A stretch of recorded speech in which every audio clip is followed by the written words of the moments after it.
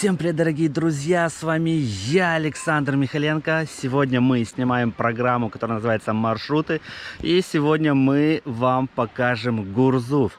Пройдемся по этому замечательному поселочку. Недавно я здесь был, но сегодня у нас такая будет насыщенная программа. И посмотрим интересные, красивые места. Полетаем на квадрокоптере, поплаваем на каяках. Ну, в общем, будет интересно, не переключайтесь, но мы с вами начинаем. На море сегодня полный штиль, море спокойное, чистейшее, как слеза. Посмотрите, мы сейчас находимся на причале. Здесь глубина около, наверное, метров 5, я думаю. Дно просматривается все. Кстати, в море видны медузки. Надеюсь, сегодня тоже сделаем подводную съемку с медузами. В общем, смотрите, какая, друзья, красота. Обожаю природу Гурзуфа, его парки. Особенно меня впечатлил фонтан Богиня Ночи. Посмотрите на горы, на эти тучи. Ну, это просто шикарно, согласитесь. Гурзуф, конечно, один из лучших поселков Крыма. Но цены здесь приблизительно как в Ялте, я вам скажу. Вот мы сейчас находимся на такой станции, где сдают в аренду каяки. Сейчас возьмем каяк. Я когда-то уже плавал на таком судаке, выходил в море. И сейчас тоже выйдем. Сделаем небольшую проходочку. О, друзья, я вижу здоровенную рыбу в море. Ничего себе. Не знаю, вам, скорее всего, не видно, на дне еле заметно. Но она реально здоровая. Нужно брать удочки и отправляться на рыбалку. Возможно, это так вода увеличивает ее, но она действительно большая. Вот она сейчас проплывает. Ладно, наверное, на камеру еще не видно. Вот здесь у нас находится дача Чехова, вон там. И за скалой уже находится лагерь Артек. Я вам тоже показывал. Кто смотрел мой видеоролик про лагерь Артек, ставьте лайк. Я там был на закрытии смены.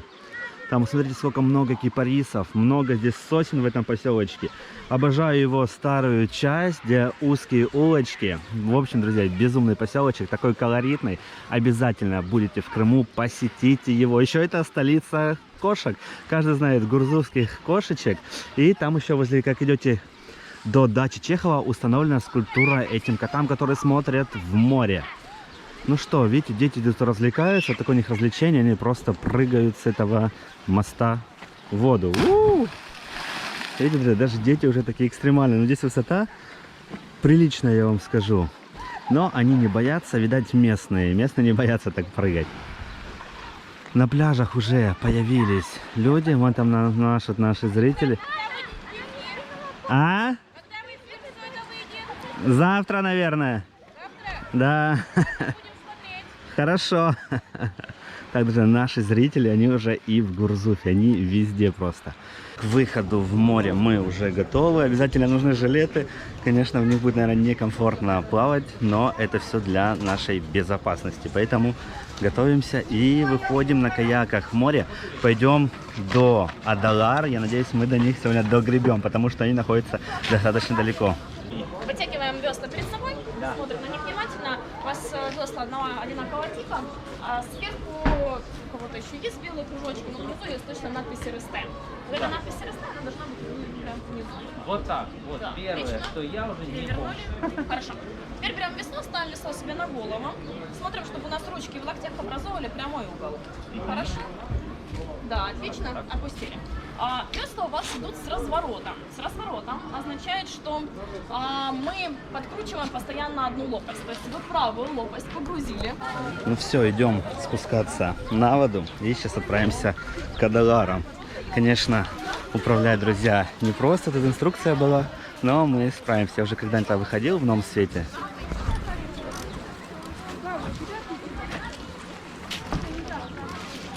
Нужно было такую штуку брать. Вот наши каяки. Сегодня моим инструктором тут на каяке, напарником будет Ася. Привет. Передай всем привет. Так, куда мы отправимся, расскажи. Мы двигаемся в сторону скал Адалар. Визитной карточки Гурзуфа. Пройдем рядом с бухтой Чехова, мимо Генуэзской скалы, ну и посмотрим еще А на на побережье Адалары Артек. подняться можно или нет? Ну, увы, с 16-го года нельзя. Они находятся на территории лагеря Артек, поэтому мы будем обходить со стороны. Ну, еще посмотрим на Медведь-гору, Хорошо. конечно. Все понятно. Ну, погнали. Нас уже тут обгоняют. Друзья, проходим вот такие скалы. Посмотрите, как здесь красиво. Сейчас будет бухта Чехова, да? Да, есть скала Подзорка, на этой скале грузовские мальчики становятся мужчинами, так сказать. В общем, у грузовских ребятишек квест. Обязательно нужно каждому грузовчанину спрыгнуть сверху вниз. Здесь метров 12. Там глубоко, Глубоко, да? да, но страшно. Ну, блин, реально высота большая. Да, да. Ну, нужно мне тоже, значит, спрыгнуть. Да, и- Ну, реально кто-то прыгал? Конечно, ну, грузовская детвора все время прыгает. Блин, Кто не прыгал в сумасшедшие. Подзорске, тот не грузовский пацан. Сейчас я, ребята, сниму. Ну все, на днях будем посвящаться в гурзувские пацаны. Тоже спрыгнем с этой скалы. Но сначала нужно увидеть, как местные прыгают.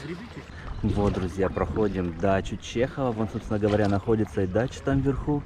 Туда можно попасть на экскурсию. Да, могу говорить. Но у нас тут съемки. Команда съемочная очень медленно идет. Да, вот сзади расположена камера, это Генуэзская скала.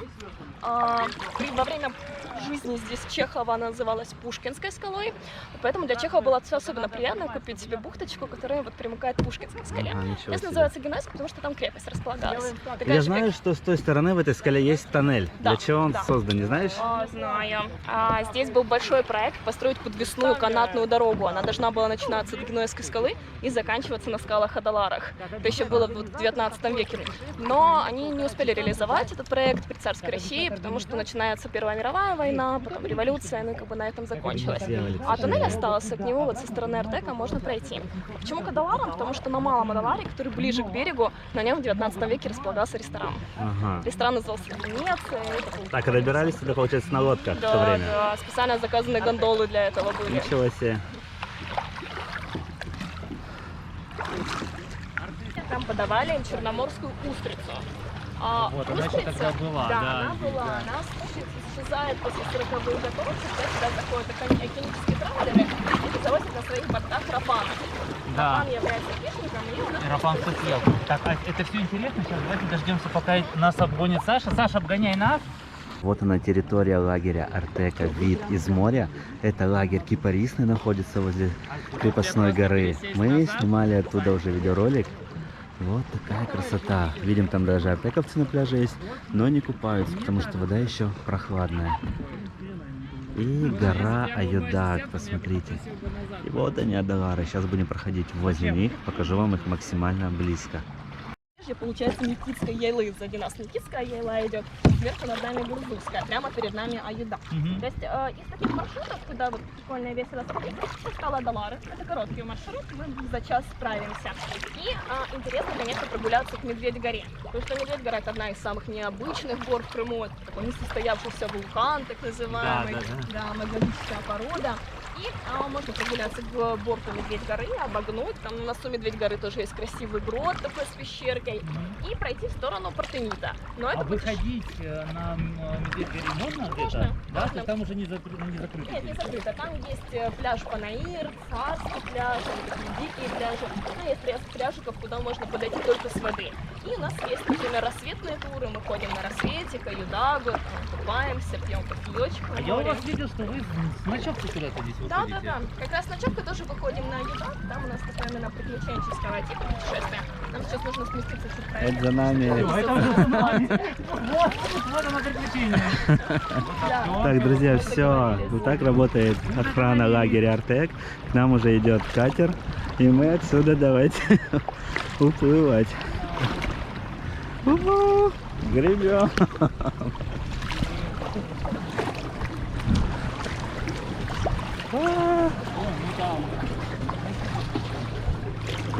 Так, сделаю подсъем пока. Сейчас они нам скажут, что на территорию нельзя выходить. И волнами нас перекинут.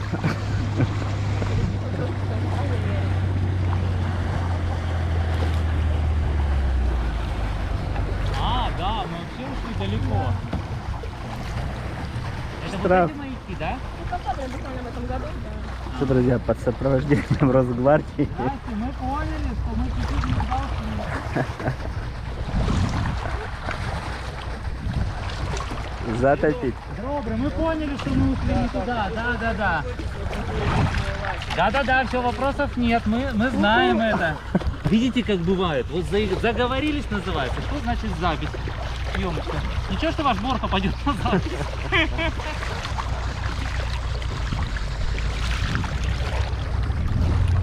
Вернулся, вроде все обошлось, гребем дальше. Особенно мы когда на рассвете выходим, и на рассвете их чаще всего можно увидеть. Сейчас они еще плавают с детенышами, вот буквально недавно ходили, несколько дней назад, и прям сап окружили дельфинчики, и с разных сторон прыгали. Круто, вот это заснять. Ну что, мы уже довольно-таки далеко вышли в море. Посмотрите, где у нас берег, какие открываются прекрасные виды на горы, на лес, на небо. И вот позади у нас уже Артек остался. Смотрите, какой цвет воды, я сейчас искупался.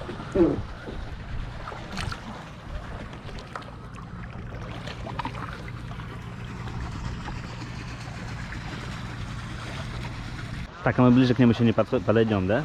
Мы ждал того нам. Видишь, на Буйка. самом деле вон буйок, и по закону мы должны обходить как бы за буйком этим. Вот. Но клево, конечно, когда есть возможность проскочить рядышком. Но Так, тогда говорят, что раньше до этих Аделар вела какая-то тоже такая горная гряда. Или что там было? Хребет? Вообще, ну, скалы Далара — это такие скалы отторженцы. Они, по сути, спустились с главной гряды Крымских гор. Вот. И вот эта перемычка между скалой Шаляпина и Малым Адаларом, она долгое время была. И с течением времени как бы опускалась, там до сих пор не глубоко. То есть, да, они соединялись раньше. Мгм. Если будете в Гурзуфе, обязательно возьмите вот такую морскую прогулку на каяках, потому что посмотрите, как близко мы проходим точнее, возле этих скал Адалар. Выглядит невероятно красиво. Конечно, бы хотелось в идеале подняться на одну из них, но, к сожалению, это делать нельзя, запрещено. Это все относится к Артеку. Видите, там курсирует Росгвардия, не подпускает нас близко. Вот это. Нужно обходить через тот буёк, который в море находится.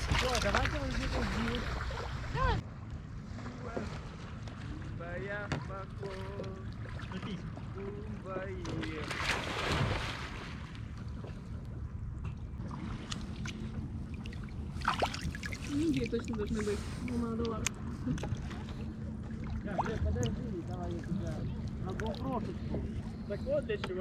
Ну все, наша морская прогулка на каяках закончилась. Честно скажу, друзья, мне безумно понравилось. Я всегда мечтал попасть к этим скалам Адалары. Мы сегодня максимально близко подошли к ним. Ну, я снял для вас видеоролик, поэтому будете в Гурзуфе, воспользуйтесь этой прогулкой. Сейчас я вам покажу место. Ну, короче, возле главного причала Гурзуфа находится, скажу, как называется, каяки Алоха. Вот так они выглядят.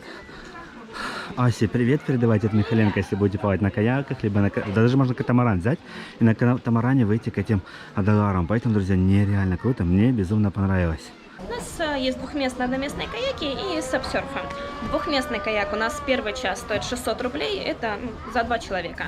Второй час у нас уже стоит 1000 рублей, 3 часа 1300 рублей. То есть чем больше вы катаетесь, тем как бы меньше по ценам. Да, то есть 4 часа будет. А если, допустим, на целый день брать? А если на целый день, ну это 2500, и это вот от заката, от рассвета до заката. Да, вот до самого можно Понятно. кататься. Так, а эти... А спа-жилеты мы выдаем, это входит в стоимость, конечно же, инструктаж, гермомешочки для вещей, гермочехольчики для телефонов, камеры хранения, это все входит в стоимость.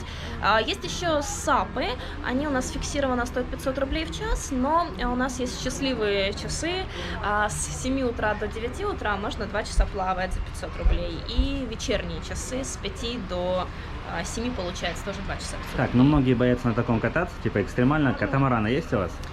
Катамараны это немножечко дальше занимаются ребята, тоже они стоят 1000 рублей в час, ну там с катамарана, с большого. Ну, в общем, и на каяке я рекомендую на каяке выйти, потому что я вышел только что от моря, все безопасно, не перевернулись, они не переворачиваются. Не переворачиваются. Волной вас не собьет, друзья, поэтому обязательно попробуйте эту морскую прогулку. Безумно круто, прекрасные виды на Крым, на Гурзуф. В общем, вам понравится.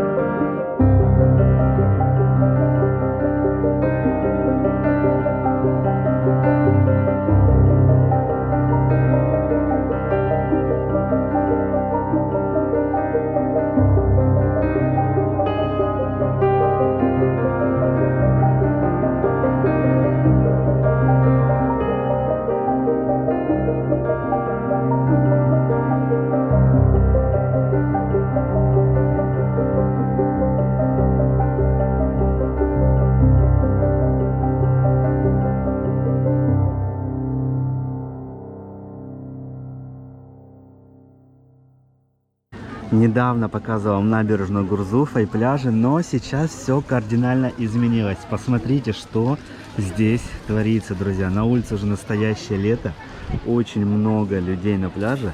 Давайте спустимся, рассмотрим все поближе. Возможно, встретим зрителей и узнаем, как они здесь отдыхают в Гурзуфе. Нравится им здесь или нет.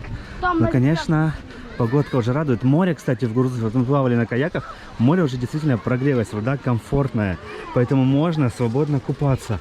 Ну и сегодня уже я вижу в море прям очень много людей. Сейчас подойдем к морю, покажу их вам. Смотрите, друзья, просто пляж Гурзуфа, Красная Галька. Помните, мы здесь с вами купались тоже? Сейчас, конечно, уже здесь местечки возле пляжа нужно занимать, я думаю, заранее, с утра как минимум. Смотрите, сколько уже людей у нас в воде. Просто сезон в Гурзуфе стартовал. Мне кажется, тут в этом городе максимальное, точнее поселочке, максимальное количество людей. Поселок, наверное, полностью забит. Дети даже в воде не боятся, что она холодная. Но здесь она прогрелась, но здесь быстро почему-то прогревается. Но сами все видите, думаю. Слова тут лишние, людей действительно много. Все приехали в Гурзуф, мне кажется. Мне кажется, в Ялте даже меньше, чем здесь. Людей прям много. Но здесь чистейшее море. Посмотрите, кристально чистая вода, друзья. Как здесь не искупаться? Здравствуйте, вы не купались? Холодно еще, да? Понятно. Но люди купаются, смотрю, плавают так долго. Ну да. Ладно. Спасибо. Так, друзья, давайте поднимемся куда-нибудь. Ой-ой-ой. Ну, пляж, конечно, нужно было немножко подровнять, потому что, смотрите, какой склон получается здесь. Не очень удобно сидеть на склоне, загорать. Здесь шезлонги все просто забиты. Интересно, почем шезлонги здесь стоят. Так, давайте посмотрим пляжи, которые находятся дальше за Буном. Что у нас там? Ну, здесь также много людей.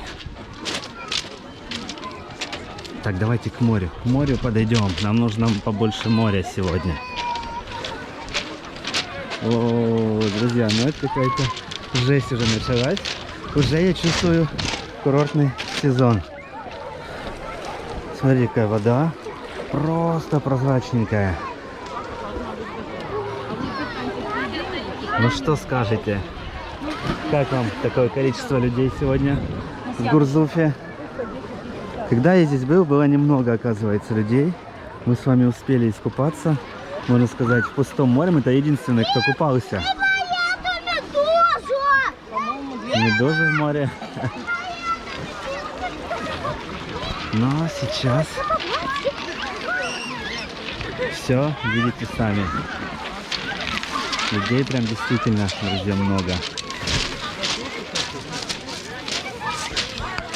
Ну что, давайте подниматься на набережную. Сейчас пойдем в музей Пушкина. Здесь когда-то отдыхал Пушкин. Целых 3 недели он провел в Гурзуфе. Даже посвятил этому месту стихи под названием «Как прекрасны, что там берега Тавриды». Таврида — это старое название Крыма. Кто не знал, хер знаете.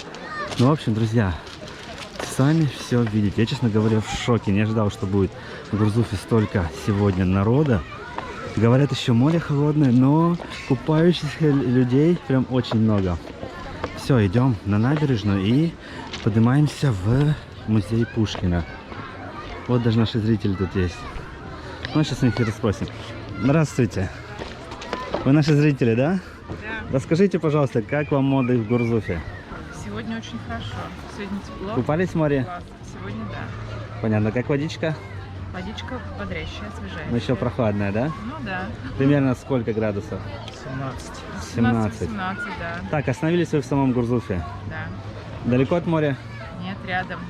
Если не секрет, за сколько снимаете жилье? Ну, одной и той же хозяйки, она нам цену не поднимает. Ну, сколько? 1500. 1500 в Гурзуфе? Ну, Да. это вообще какой-то у вас выигрышный я билет. вам и говорю, да. Повезло. Мы Ладно. здесь очень долго отдыхаем. Мы уже уже, наверное, 7 лет подряд в одной и той же хозяйке Ага. отдыхаем. Ну, поэтому скидки всегда угадываете. Поэтому да. Понятно. Ладно, спасибо вам, давайте хорошего отдыха, до свидания. Вот так, друзья, в Гурзуфе нашли жилье, можно сказать, в курортный сезон за 1500 рублей. Конечно, где такое жилье?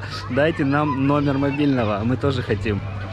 Ну все, мы на территории, идем в музей Пушкина. Сейчас буду показывать вам музей Пушкина и вообще, что там есть интересного. И какая здесь прекрасная территория, как красиво выстрижены все кусты. Очень необычные формы у них, как будто в каком-то фильме. Так, наша съемочная группа. Давайте пройдем сюда. Покажу вам пальмы на территории. Конечно, все очень ухожено, чисто так. У нас деревья появились новые, сафора японская. Такую я еще не встречал в Крыму. Тоже смотрите, какая высокая. И рядом платан растет, как на набережной Ялты. И, друзья, вот такие шикарнейшие пальмы. Посмотрите, как выстрижен весь газон. Красота. Вот так выглядит музей Пушкина. Смотрите, друзья, какие рядом растут гигантские пушистые кипарисы. Тут есть у нас даже табличка. Давайте прочитаем. Министерство культуры УССР. Ялтинский исторический музей Пушкина. Вот так. Сейчас зайдем вовнутрь и покажу вам. Здесь, в доме Ришелье, в августе-сентябре 1820 года жил Александр Сергеевич Пушкин. Вот такие, друзья, у нас новости. Конкретно в этом доме жил Пушкин. Здесь сделали сейчас музей. Так, давайте еще немного покажу вам территорию, а потом уже пойдем в сам музей. Мне здесь безумно нравится такая красота. Вы знаете, я люблю крымскую природу. Здесь просто, смотрите, вековые гигантские деревья находятся. В общем, друзья, место, которое тоже стоит посетить. В прошлый раз, когда я был в Гурзуфе, я сюда не заходил, в музей Пушкина, а зря. Сейчас жалею об этом, потому что здесь тоже очень красиво. Так, дуб каменный, вечно зеленое дерево, семейство буковые. Вот он. Но дубы очень медленно растут, этому дубу лет, наверное, 400. Ой, 400, говорю, лет 200. Так. Ну, ощущаю себя не в Крыму, потому что такая шикарная природа. Люблю поселок Гурзуф. Смотрите, друзья, высадили розы, как они прекрасно расцвели.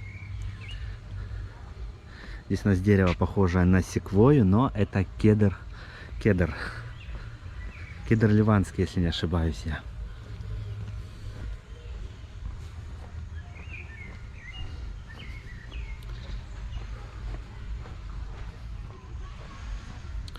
Вот такие здесь везде дорожки ведут. Можно походить, погулять, подышать этим лечебным воздухом, который пропитан фитонцидами лечебными от этих сосен и можжевельника. Так, друзья, если будете в Гурзуфе, то кроме каяков обязательно заглядите в музей Пушкина. Даже если вы вдруг не любите Пушкина, то пройтись по этой территории вы получите максимальное удовольствие. Здесь все очень красиво, не знаю, как в каком-то фильме, если честно. Вон там сейчас иду в ту сторону, где безумно красиво выстрижены цветы. И сейчас буду это все вам показывать. Это дерево нам всем известно. Магнолия крупноцветковая. Она только будет зацветать. Это вечно зеленая. Есть другой вид магнолии, которая уже отцвела весной. В Ялте я вам показывал. Посмотрите на эту красоту, друзья. Ну, молодцы. Я прям рад, что здесь такие администраторы, либо кто за этим ухаживает. Директор, наверное, следит за территорией. Она прекрасна. Вот таких кустов, конечно, я еще не встречал в Крыму ни в каких парках. Именно, чтобы так все красиво было выстрижено. Калина лавролистная, вот это вот. Ну, конечно, погулять по территории. Для меня, тем более, обожаю крымскую природу. А здесь она просто расцветает. Смотрите, в виде короны выстрижен куст.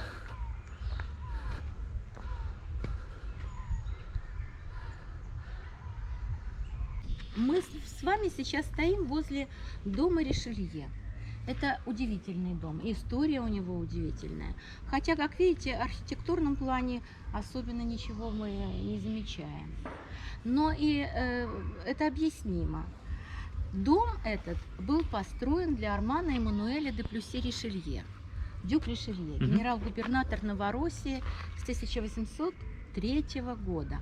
И вот когда он выбрал место для строительства своего летнего дома, у него была одна задача, которую он озвучил архитектору фон дер Флису. Как можно больше света и воздуха. И, естественно, вот когда мы с вами поднимемся, вы увидите, какая роскошная открытая галерея, веранда по-нашему. Мгм. Так в чем же, собственно, этот дом особенный? В 1811 году, когда он был окончательно построен, по сути, это был один из первых европейских домов на всем побережье от Феодосии до Севастополя. То есть побережье в это время было пустынным. И называли Крым, особенно южный берег, диким краем. Здесь вообще не было дорог, добраться можно было только морем. Так вот, Таврида первой четверти 19 века – это дикий край. Вот так буквально и называли. Здесь совершенно не было дорог.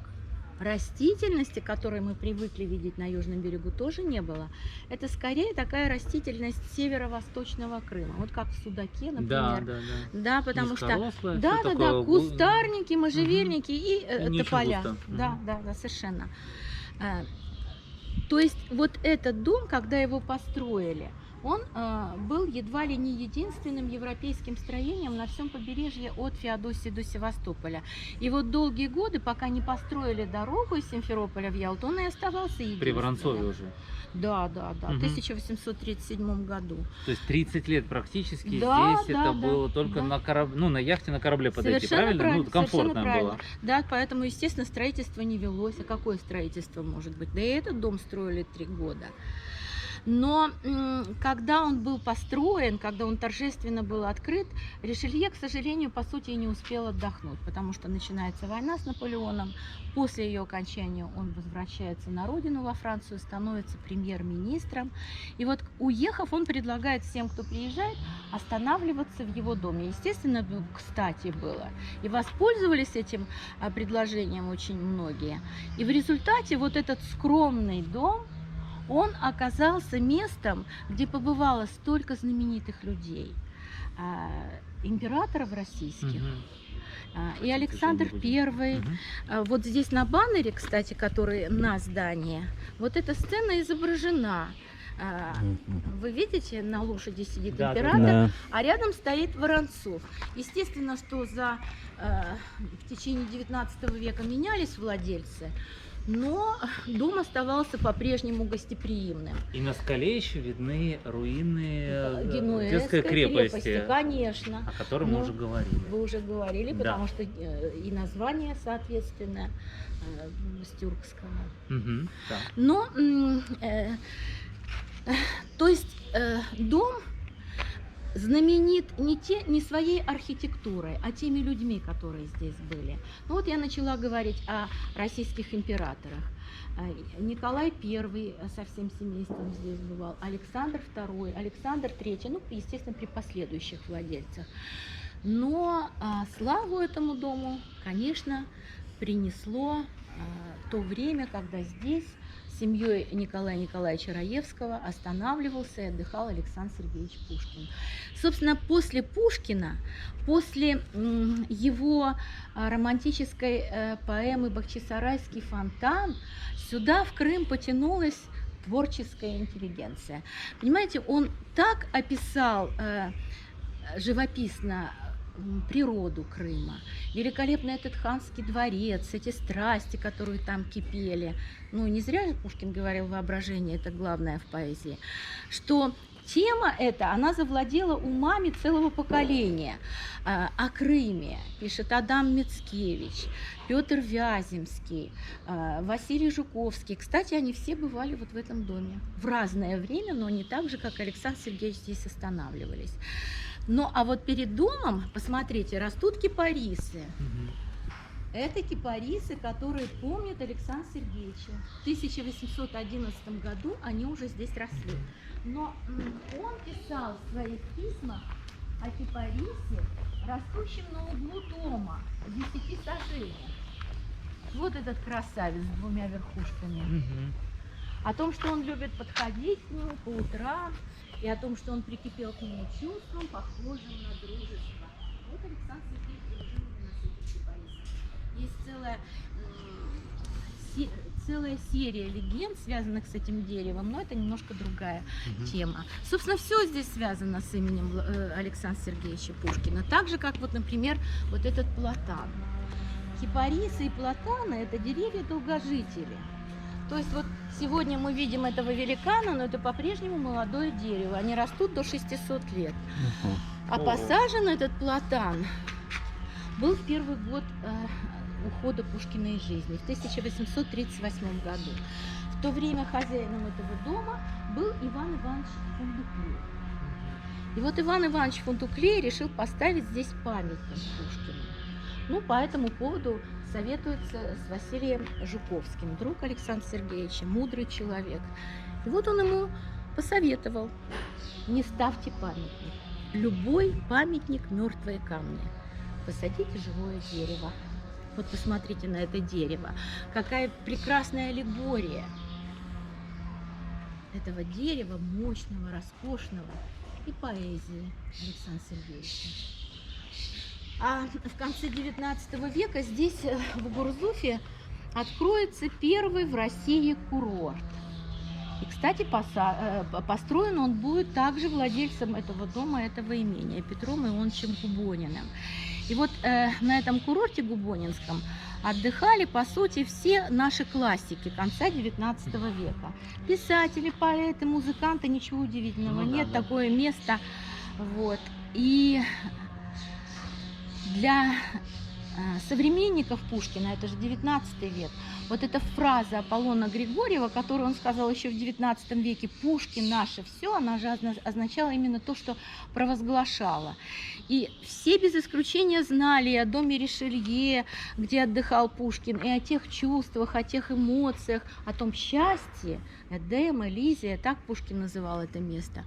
И вот с конца 19 века складывается традиция вот возле этого платана отмечать день рождения поэта.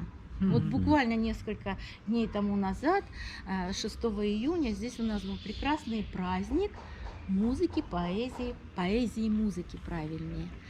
И вот за эти долгие годы, конечно, под этим платаном побывало столько народу, для которых Пушкин действительно наш великий гений. Какие чувства, какие эмоции.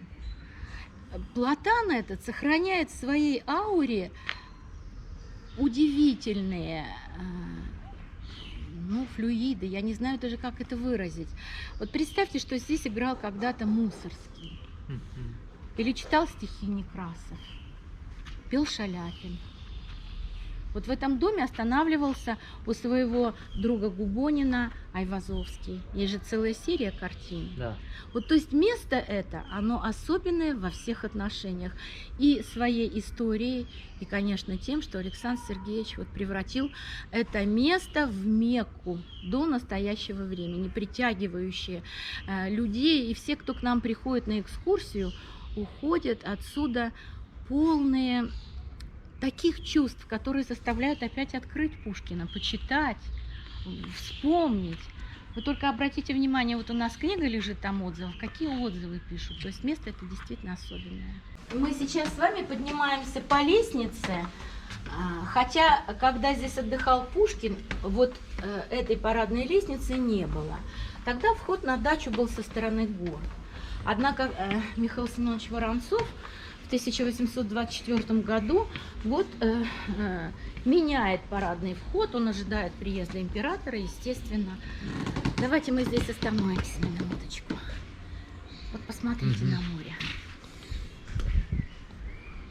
Представьте себе, как 200 лет тому вот так же на этой самой веранде стоял совсем молодой человек. Ему всего лишь 21 год. И время, которое он здесь провел, было для него особенным. Казалось бы, ну что такое, 3 недели. Но здесь он был абсолютно свободен. В том смысле, что никаких обязательств не тяготело над ним. Он был свободен, он был счастлив. У него была вся жизнь впереди, у него были планы, а еще он был влюблен. Ну, конечно, когда человек счастлив, то вы еще тоже очень молоды. Но, тем не менее, вот это чувство мы сохраняем в сердце фактически всю свою жизнь, бережем его. И вот много-много лет уже спустя в поэме Таврида он напишет строки, ну, буквально завещания своего. Так если удаляться можно от той, где вечный свет горит, где счастье вечно, непреложно, мой дух к Юрзуфу прилетит.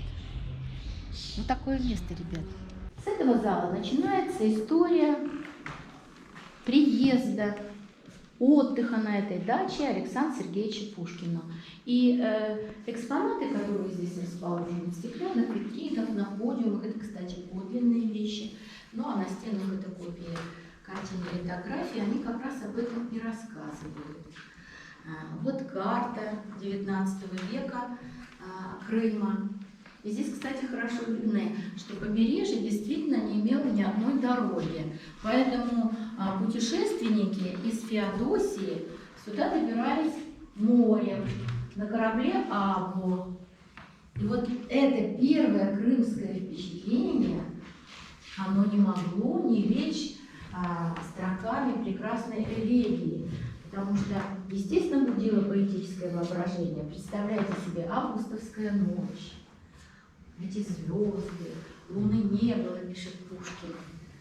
На горизонте полуденные горы виднелись. И вот здесь он под парусами этого корабля он написал свое первое крымское стихотворение. Это «Элегия, погасла небное светило». А вот такой увидели путешественники бухту ранним утром 19 августа.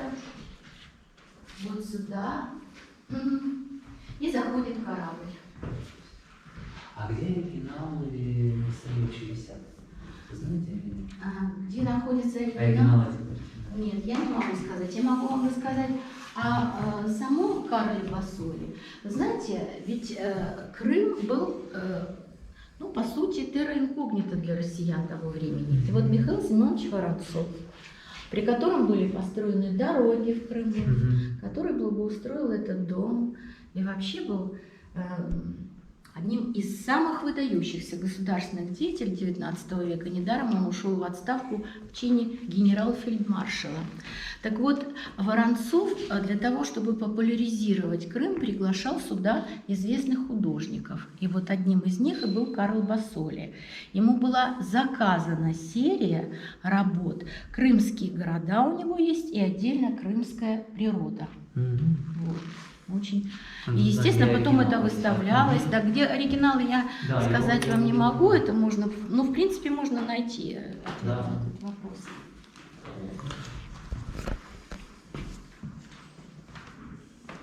Вот это очень знаменито, я где-то видел. Пушкинский грот. Совершенно правильно. Это Пушкинский грот. Кстати, очень знаменитый. А знаете почему? В советские времена и даже позже здесь снималась масса фильмов. Пушкинский грот, Адалары. Вот один из последних, это «По следам капитана Гранта», кстати, вот здесь. Нужно будет пересмотреть, чтобы Да, увидеть, да, обратить да, внимание на грот. увидите. Сейчас Но- на территории Артека туда не попасть, да? Да, не попасть. После землетрясения 1927 года вот эта центральная колонна, она рухнула. Жаль. Ну, нет, не жаль. Зато грот такой огромный, что туда прогулочные корабли даже заходили. Но сейчас это Артек закрыл акваторию, территорию, к сожалению, великому. Но, тем не менее, Александру Сергеевичу больше повезло. По сути, все побережье и Медведь-гора – это все пушкинские места. Потому что ведь здесь же отдыхали люди молодые. Пушкину 21, его другу Николаю 19, 4 юных барышни. Они и купались, и на лодке плавали, на лошади объездил все побережье. Поэтому... Это старый у нас автовокзал. Здесь красивейшие колонии, мраморные здания. Но Вот, как вот это сейчас то, что сейчас затянуто так баннерами, да? затянуто вот эти здания и мраморные колонны. Вон колонны Вот, видны. вот вся вот эта архитектура, это все был вокзал. Вот это а вот вокзал. это уже Это пристройки. уже все пристроечки новые. Дубай. Вот. Но у нас в Гурзуфе до сих пор старожилы помнят вот это место. Там были у нас 3 богатыря, мальчики. Это 3 желтых бочки рислинг, кацетели и квас. Самый дорогой квас О, при этом. да? И вот эти 3 богатыря собирали всех отдыхающих и жителей Гурзуфа на пятачке. Так, это получается автобусная, то есть Авто- автобус сюда заходил вот на эту сюда, да, площадь, и здесь, карус, да? То есть и карус, автобусов и лаз. не было вот этих Вот ступенек, ступенек вот не этих было. зданий узких. Да, Здесь это было вот все шире. сделали, вот чуть-чуть здания выступили, и ступеньки специально сделали, чтобы машины сюда не ездили, потому что и шлагбаум ставили, и все, но у нас же пределов Когда стала нет. площадью, это, Да. да, уже превратили Нет, это в когда площадь? вот Богема вот образовалась, таверна, и вот здесь автовокзал убрали, и у нас остановка теперь в начале Гурзуфа, Мгм. там, где все садятся, в Ялту, Симферополь, Севастополь, можно уехать, все, с Гурзуфа можно А это уехать. примерно в каких годах произошло такие изменения Это кардинальные у в нас этой в площади? 90-е. А, в 90-х. В 90-е началось и уже в 2000-х закончилось. Мгм. Вот. Да. Вот это старое здание у нас почта, вот это все, вот второй, вот это большое Там, где здание, таверна. полностью, первый и второй этаж, почта, переговорный пункт. Вот они выкупили, но здание было, как вам сказать, вот в таком стиле. Стиль в Крыму и у нас таврический, это с камня сделано здание и вот такая красивая вот резьба. Деревянная Да, настройка или деревянные балконы. настройки, как балконы, да. Вот это немножечко подремонтировали под тот стиль, ну заштукатурили, Мгм. потому что здания не штукатурены были, с камня серого, Мгм. все построены. Ну а здесь тоже полностью сделали вот такую западную таверну. Слушайте, получается, что основные важнейшие, вот которые важнейшие места любого города, как почта, автовокзал, сейчас превращены в кафе. В кафе. Почта у нас вверху, В принципе, оригинально. вокзал в начале, Да. почта аж на самом верху. Да. Она теперь переговорный пункт таковой у нас уже давно закрылся, он уже Ну, не у всех есть нужен, телефоны, да, да, не да. нужен. Ну, посылочки отправить, принять. Здание вот тоже у нас почты наверху большое, стеклянное, огромное, Мгм. новое было. Ну, теперь там будет гостиница, а почту еще задвинули на самый верх. Переместились на улочки Гурзуфа. Сейчас пройдемся по нашим любимым улочкам. Надеюсь, увидим этого знаменитого кота, который в Озоне там всегда ночует. Точнее, спит, и днем он там, ну не знаю, получится у нас его снять или нет. Мы уже подходим к этому месту. Я его пока не вижу. К сожалению, его нет на его месте. Нужно приходить, наверное, с утречка, чтобы его здесь застать. Конечно, Гурзуф атмосферное место. Мы сейчас находимся на центральной улице, где вот эта вся архитектура, друзья. Но я не знаю, в Крыму больше такого нигде не встретишь.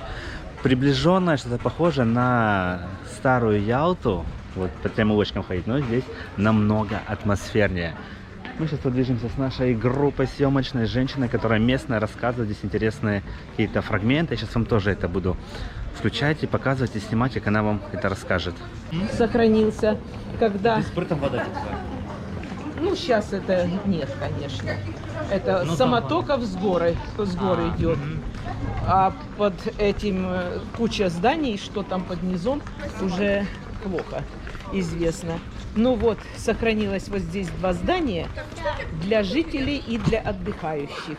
Вот это мы прям митинговали. Защищали, Да, да? вот это здание тоже решили забрать. Вот. Она нам аптека как аптека нет, но хотелось бы оставить. Вот Да, да, здание. да. И чтобы не было аптека. Да, то есть аптека. это Вверху жил фармацевт, то есть провизор. это, да. 160 лет этой аптеки. Именно аптеки. То есть это здание так и строено. Да. Вот, друзья, аптека, здание 160 лет. Строил еще купец Губонин, который привез сюда, в Гурзуф, этот фонтан. Богиня ночи не привез, а нанял работников российских, которые ему все это сделали.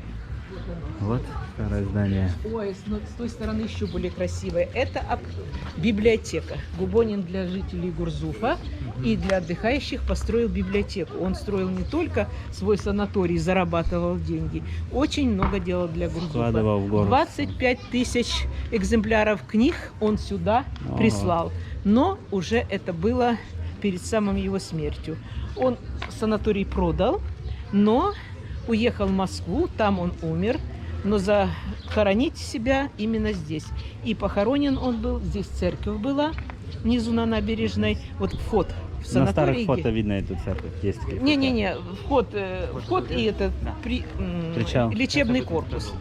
И в 35-м, и там он был в приоре похоронен. Мгм. В 35-м году эту церковь снесли, но единственное, что сделали, все-таки мощь его достали, и у нас он похоронен на Гурзуфском кладбище, похоронен. А вот был день его рождения, отмечали, и, в общем, целый год энтузиасты... этаже провизор, да, живет? Да, жил провизор, да. Вот царапали тогда какие было камень диабаз, он же шершавый, Да. и с надписями. Так вот, энтузиасты чистили это кладбище подряд, все могилы. Вот драили, мыли, чистили, потому что чтобы и нашли все-таки через год могилу Ага. Губонина. Ничего себе. Вот теперь она известна, ее обхаживают, она используется как положено. Мало кто знает, но на улицах Гурзуфа есть фонтаны. Они скрытые. Вот, друзья, это бежит вода с гор, с родников. Она питьевая. Ну, конечно, раньше была питьевая, сейчас ее попробовать, ну, нежелательно. Но, видите, вода все-таки есть. Это просто вот так среди улицы, чтобы вы понимали. Вот, возле этой аптеки прям находится такой фонтан. Вот сейчас вы видите улицу, это татарские. Она не работает. Вот эти здания, вот одно и второе. Мгм. Вот вы видите, во двор. Да, во выходят. двор все выходит, Всё это выходит. все закрыто, А да. наружная стена без окон, без дверей. Это два. Дом моя крепость, чтоб для защиты, если нападают. Мгм. Ну и второе важное, чтобы женщины не пялились на улицу, а работали. Сидели во дворе. И вот второе здание татарское. Видите, это окна уже прорубили все. Это те, кто Да. жалуется, что... Это сейчас. Вот. Тоже здесь только побелили, а с такого же камня она известняк находится. Ну, это здание. греки, римляне, они в принципе придерживались Нет, такой не, же не. стройки. Ну, Нет, у них нет, тоже нет, внутренние это- дворы, по периметру все закрыто. Херсонес так строился. Да, это нет, это совсем другой Так. стиль. Татары иначе. Вы видите? Херсонес квадратики. Квадраты, да. Чётко, Ну, принцип, да, я ровно. про то, что внутренние дворы, всё внутрь, вся внутри большого дома, грубо говоря, да, а по периметру уже это... А по периметру это не особо выразительные иногда вещи, коробками. Вот, друзья, здесь уже пошли такие домики, как они выглядели первоначально, первоначальный вид их. Но заменили только окна на пластиковые. Но все равно осталась деревянная резьба, осталась вот такая стена незабеленная, как вот такая улица. Ну, и вот, смотрите, Кстати, это дом один сохранился. Сюда идите, чтобы отсюда было его хорошо видно. Вот, ну только окна поменяли. это дом видите? номер 1, да? Да, вот Или- один дом сохранился. Ага. Да, а с той стороны, смотрите, даже тоже эту резьбу убрали. Да, жаль. Вот это стиль, это все дома. Так, еще раз расскажите, эта улица, получается, самая длинная На южном берегу 15 километров у нас. начинается откуда она? От горы Медведь. Ага, и идет мимо Артека, через Гурзуф и на трассу поднимается. ничего себе. Кончается у Гурзуфского моста наверху. Вот так, друзья, теперь будете знать, что это самая длинная улица ЮБК. 15 километров идет. Помните, я в прошлом видеоролике говорил, что эта улица очень популярная у художников. И вот сегодня мы уже встретили здесь художницу, которая пишет картину с этой улицы. Очень красиво. Видите, друзья?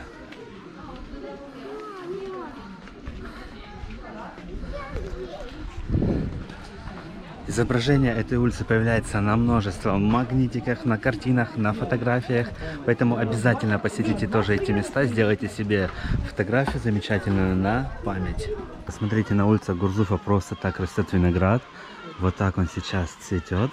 И скоро уже здесь появятся грозди винограда.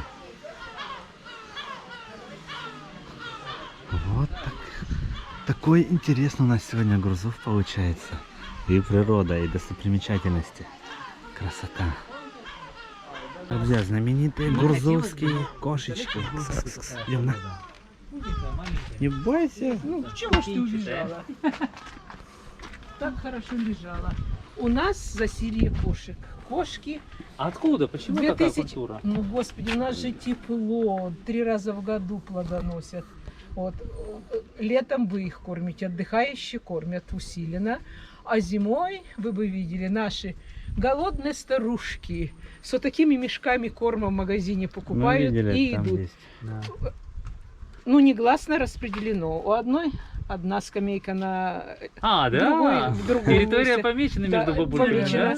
да? У меня, кстати, выводок, простите, белых кошек. Что-то 12 белых кошек, Да, белоснежных. Вот династия такая.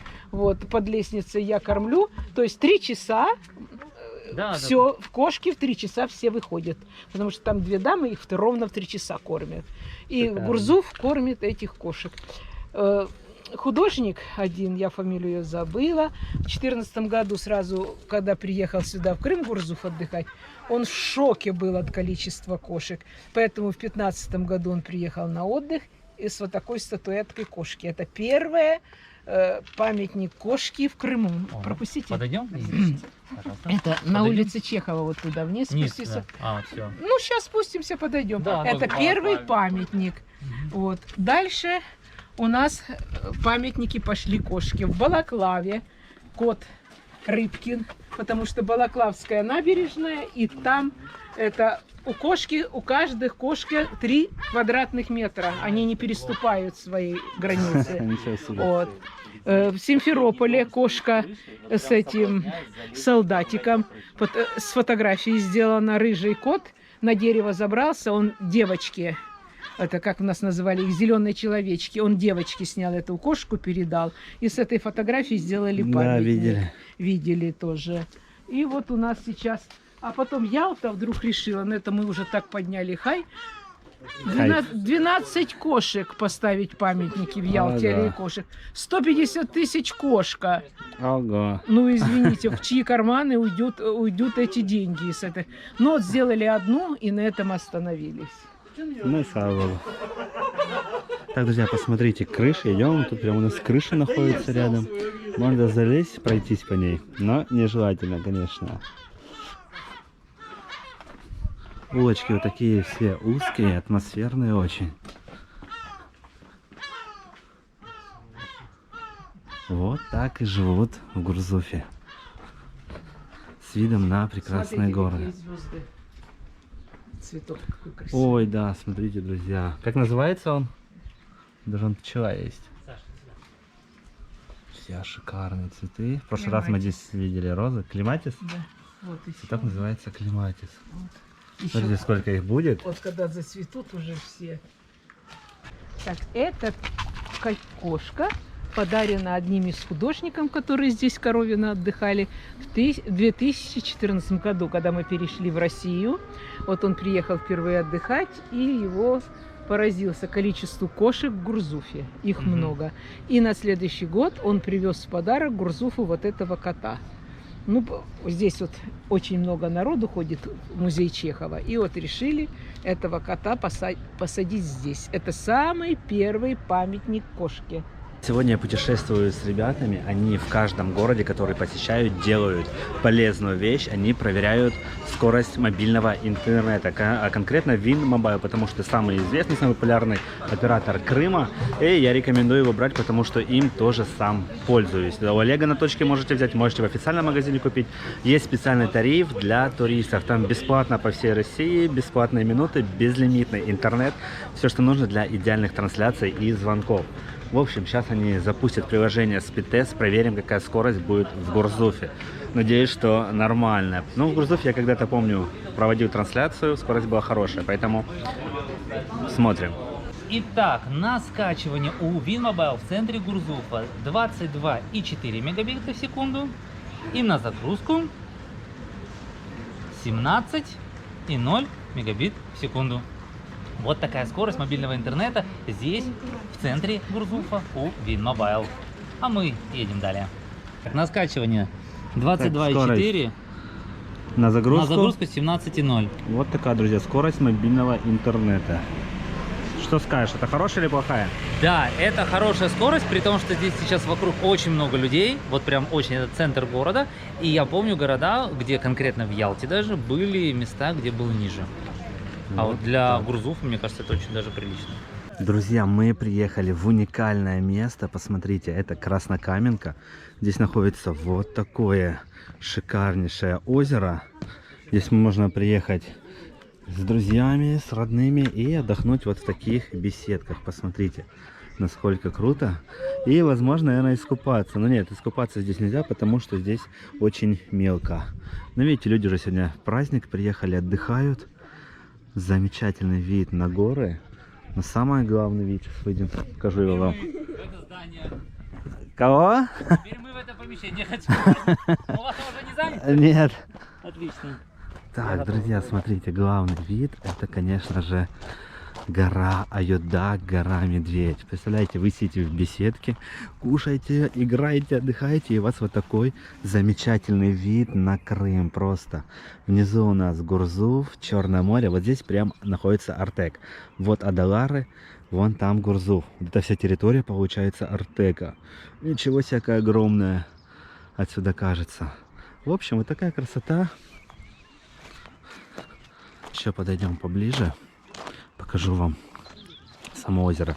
Ну, я вам скажу, сегодня все беседки, кроме вот этой крайней, заняты. Там тоже готовят шашлычок, там. В общем, везде. И там находится скала, видите, вон она. Называется Красный камень.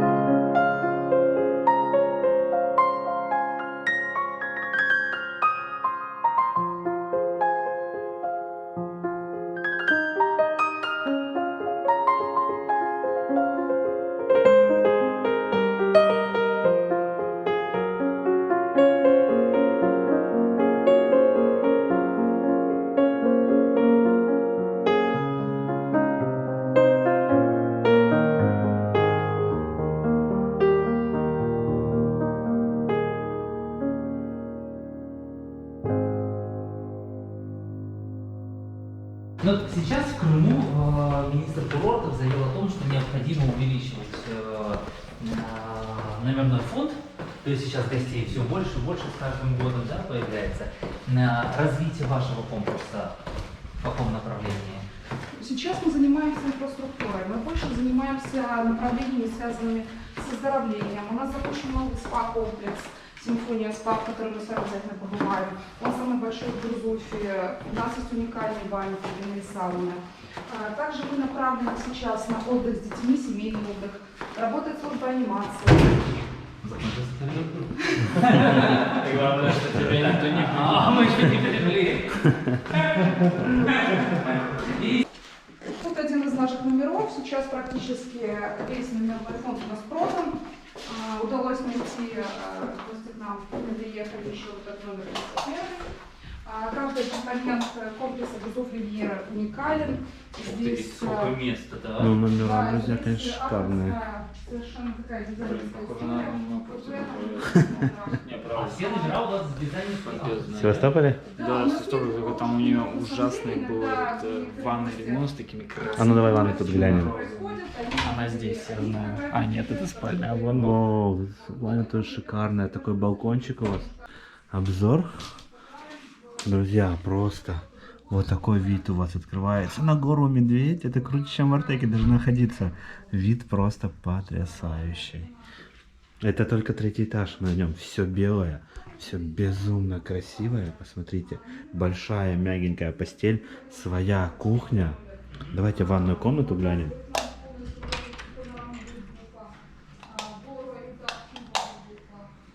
Ванная комната выглядит вот так. Все необходимое присутствует. Я провожу видеосъемку. Господи, свет выключи. А что вы боитесь зайти в свои? Ой, да ладно, вам что? Так, заходим сюда. Это такая типа зал. Друзья, видите, диванчик, где можно поотдыхать. Очень необычный дизайн. И вот такой телевизор. И красивейшая люстра. Просто красота. Сейчас нагрузка уже на И камин есть. месяца наперед. Ну, в принципе, мы, естественно, видим нагрузку за весь год. В летний сезон мы видим, насколько загружен. Сейчас мы работаем с загрузкой от 75 до 95%. Я понял. Хорошо. И сколько этот номер будет стоить? Вот сейчас, сколько бы он стоил, если я его бронировал бы в марте месяце на июнь? У нас месяц, существует на июнь? система скидок раннего бронирования, и, естественно, если вы успели бы воспользоваться этими скидками, то номер мог бы обойтись вам где-то процентов на 30-15 дешевле, чем сейчас. Такой шикарнейший вид у нас открывается на гору Медведь. И это Артек уже получается, да, перед нами? И что это? Да, он Артек. Так, ну вот у нас сейчас стандарты от 10, получается, двухуровневые есть, 11, всякие там 100-500 категорий. Но это вот сейчас июнь, это высокий сезон. Ну, Это он разгоняется. Вот как-то в этом году сезон, он стартует немножко вот позже. Но в прошлом году это вообще был ненормальный год.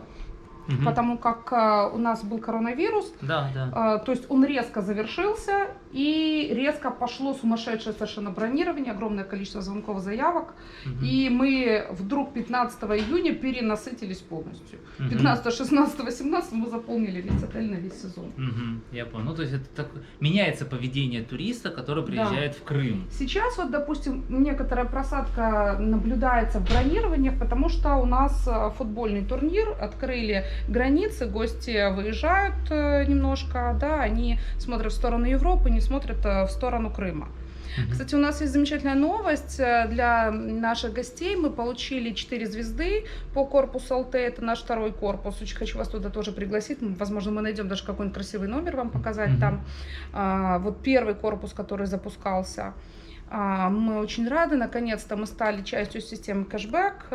Да, может быть, на излете этой акции вот сейчас, в этот период, но все равно приятно, что нас оценили. Мы уже все-таки идем как бы в ногу с туристическим бизнесом.